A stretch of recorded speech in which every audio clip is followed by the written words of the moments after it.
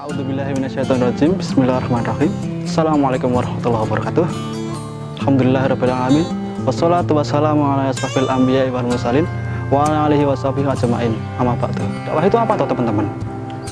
Dakwah itu adalah sebuah kegiatan yang menyuruh kepada kebaikan dilakukan oleh seorang dai, dan output dari dakwah tadi adalah sebuah kebaikan pula. Nah, jika outputnya sebuah keburukan, maka itu bukan dakwah namanya. Paham kan teman-teman? Ilmu dakwah itu dengan dakwah lebih dahulu mana toh? Loh, ilmu dakwah toh. Kok nek meh dakwah, kudu ngerti ilmune sik. Nah, ya ora. Loh, ya ora.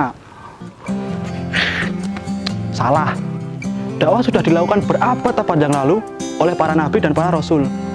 Sedangkan ilmu dakwah itu membutuhkan riset yang dimana dakwah itu adalah objek penelitiannya. Maka dakwah tersebut adalah objek pengetahuan yang diteliti oleh para peneliti.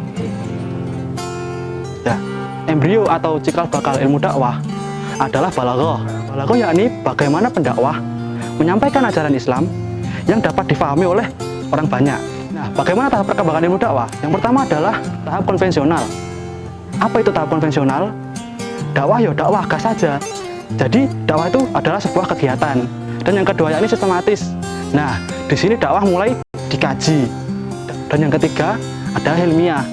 Nah, di sini dakwah sudah menjadi sebuah ilmu. Hakikat dakwah dibagi menjadi 3 subjudul. Yang pertama adalah sifat-sifat dasar dakwah. Yang kedua, fungsi dakwah.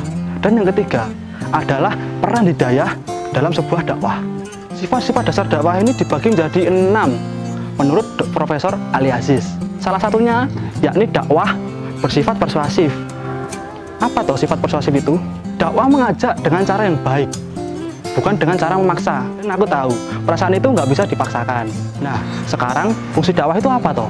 Fungsi dakwah yakni adalah menjadikan Islam sebagai rahmatan lil alamin. Ketiga, ada peran hidayah dalam dakwah. Hidayah itu adalah petunjuk yang datangnya langsung dari Allah Subhanahu wa Ta'ala. Kita nggak bisa memberi hidayah kepada orang yang kita suka, karena tugas kita hanyalah mengajak, bukan memutuskan. Secara teritorik, dai itu dibagi menjadi 3, yakni 1, dai mustahid, 2, dai muttafiq, dan yang ketiga, dai muqallib. Sedangkan hukum berdakwah, yakni ada 2, yakni 1, fardu kifayah, dan satunya lagi fardu ain. Dakwah ini juga punya prinsip teman-teman. Nah, salah 2 dari prinsip dakwah tersebut adalah 1, memberi keteladanan sebelum berdakwah. 2, memikat hati sebelum menjelaskan. Yang dimaksud memikat hati ini, memikat hati siapa toh? Ya hati ini para pendengar lah, masa hati ini dek.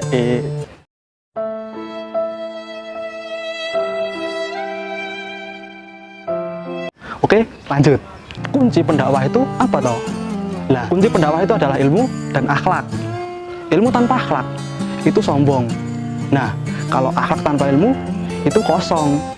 Intinya adalah kedua hal tersebut haruslah dimiliki oleh seorang dai. Dakwah sendiri posisinya sangatlah strategis, karena pendakwah bisa sebagai influencer dan memiliki basis massa. Kementerian Agama sendiri mencanangkan moderasi beragama atau moderat. Selain posisi dakwah yang strategis, kita juga harus bisa menyesuaikan diri kepada beragam audiens. Pesan dakwah yang ingin kita sampaikan ini selalu merujuk kepada Quran dan hadis. Selain dari Quran dan hadis, terkadang kita dapat menggunakan sumber dari pendapatnya para ulama. Untuk metode dakwah, terkadang kita menyesuaikan lapangan. Nah, ada audiens yang suka mendengarkan podcast.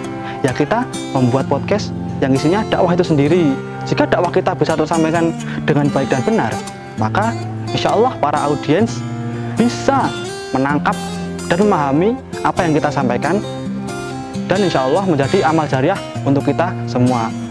Mungkin itu saja yang dapat saya sampaikan, kurang lebihnya mohon maaf. Nah, kajian tadi bisa teman-teman simak di podcast Abraham Zaki tentang ilmu dakwah. Linknya ada di deskripsi. Oke teman-teman, sekian dan terima kasih. Akhirul kalam, wabillahi taufiq wal hidayah, wassalamualaikum warahmatullahi wabarakatuh.